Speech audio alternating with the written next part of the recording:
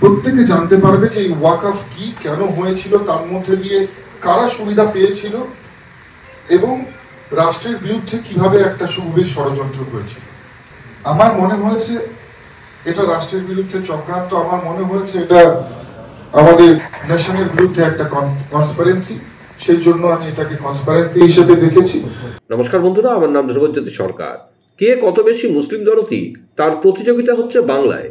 প্রাক্তন কেন্দ্রীয় স্বরাষ্ট্র এবং ক্রীড়া যুব কল্যাণ দপ্তরের প্রতিমন্ত্রী নিশীথ প্রামাণিকের রচিত ওয়াকফ কেন্দ্রের বিরুদ্ধে সুগভীর ষড়যন্ত্র এবং কোচবিহার স্বপ্ন, সংগ্রাম ও সংকল্প দুটি গ্রন্থের প্রকাশ অনুষ্ঠান থেকে ওয়াকফ এবং মুখ্যমন্ত্রী কিভাবে মানুষকে ভুল বোঝাচ্ছেন তার ব্যাখ্যা দিলেন শুভেন্দু। শুনুন আরো কি বললেন বিরোধী দলনেতা। ওয়াকফ কার্যত ভারতবর্ষের পার্লামেন্ট এবং আইনে পরিণত হওয়ার পরে এটা নিয়ে রাস্তায় আর কিছু হবে না, এবং সুপ্রিম কোর্টে বিচারাধীন আমাদের দেশের সরকার এবং আমরা প্রত্যেকে সুপ্রিম কোর্টকে ভীষণ রেসপেক্ট করি এবং আস্থা রাখি। ন্যাচারালি সুপ্রিম কোর্টের ভার্ডিক্টের উপরেই ওয়েট করুন। বেঙ্গলে যেটা হয় সেটা তো ধুলিয়ান শামশেরগঞ্জে হরগোবিন্দ দাস, চন্দন দাসকে খুন করা বা মোথাবাড়ি থেকে শুরু করে গোটা রাজ্যের বিভিন্ন জায়গায় যেটা হয়েছে সেটা তো কার্যত আমি যেটা বলেছি দুটো ওয়ার্ড, একটা ভোট ব্যাংক, একটা অ্যাপিচমেন্ট। এর সঙ্গে ওয়াকফ অ্যামেন্ডমেন্ট, ওয়াকফ প্রপার্টি এর কোনো রিলেশনই নেই। এবং বরাবরই এই রাজ্যের শাসক, এটা তো তৃণমূল কংগ্রেস এবং নওশাদ সিদ্দিকীরা কে কতটা মুসলিমদের কাছে দরদি হতে চায় তার একটা প্রতিযোগিতা মাত্র। এটা বাস্তবে তো গ্রাউন্ড রিয়েলিটি কিছু নেই। কারণ তৃণমূল কংগ্রেসের যারা এখানে বাজার গরম করেন সেখানে ভোটদানে ওদের এমপিরা থাকে না। জগদীশ বসু, বাসনিয়া, দীপক অধিকারী, শতাব্দী রায় তো ভোটদানেই ছিল না।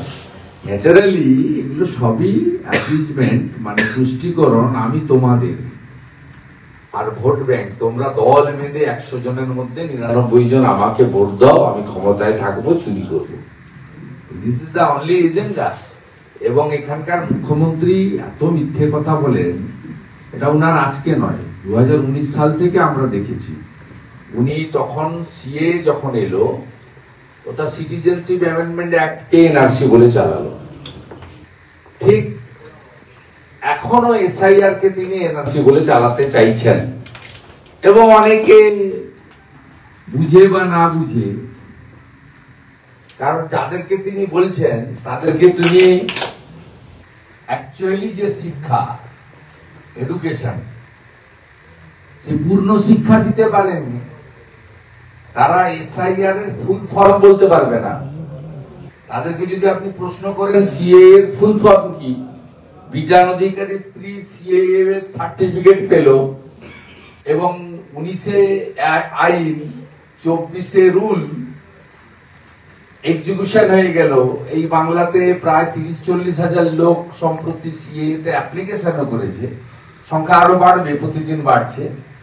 তারপরেও তো কোনো ডিটেনশন ক্যাম্প বা কোনো পার্টিকুলার কমিউনিটির কোনো লোককে, মানে খুলে বলাই ভালো, মুসলিম কমিউনিটির কাউকে তো তাড়িয়ে দেয়নি।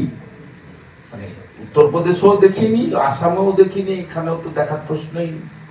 তাহলে এই যে 19 সাল থেকে আজকে 25-এর শেষ পর্যায়ে, আগস্ট মাসের শেষের দিকে যাচ্ছি আমরা, কমপ্লিটলি উনি সিএ কে এনআরসি বলা, উনি সব ইস্যুকে এনআরসি বলা, আপনার ওয়াকফ অ্যামেন্ডমেন্ট অ্যাক্টকে এই একইভাবে যে তোমাদের মসজিদ, মাদ্রাসা, মক্তব, তোমাদের মুসলিম প্রপার্টিকে নিয়ে নিতে চাই, ইত্যাদি ইত্যাদি করা।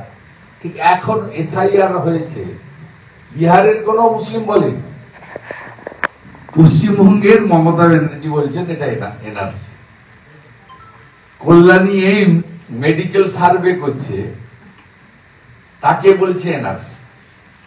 অর্থাৎ উনি এই এনআরসি বলে 21-এ ফায়দা পেয়েছেন, কনসলিডেশন করেছেন। এবং 24-এও কনসলিডেশন করেছেন, 26-এও তিনি কনসলিডেশন করতে চান, তাহলে চাকরি বিক্রি করতে পারবেন, চুরি করতে পারবেন, মন্ত্রীরা জেলে থাকবে, যাবে, আসবে, বেরোবে, সব কন্টিনিউ চলবে। দুর্গা ঠাকুর ভাঙবেন, হরগোবিন্দ দাস, চন্দন দাস খুন হবে, স্কুল বন্ধ হবে, সত্যম রায়চৌধুরীর আরো কিছু স্কুল, ইউনিভার্সিটি, কলেজ হবে। 8,200 স্কুল বন্ধ হয়েছে, এরপরে 16,200 স্কুল বন্ধ হবে। 6,888 ইন্ডাস্ট্রি বন্ধ হয়েছে, আরো 10-12,000 ইন্ডাস্ট্রি বন্ধ হবে, যেটুকু আছে উঠে যাবে, চলবে। এই তো আসল জিনিস। চুরির লাইসেন্স রিনিউয়াল করব, পরিবারবাদকে এগিয়ে নিয়ে যাব, নিজে রানী আছে, এরপরে ভাইপোকে রাজা করবো, এই তো এজেন্ডা। বন্ধুরা, ভিডিওটি ভালো লাগলে দয়া করে লাইক শেয়ার করে দেবেন, আমাদের পেজটা ফলো করে নেবেন, আর আপনার মতামত কমেন্ট করে অবশ্যই জানান। ধন্যবাদ।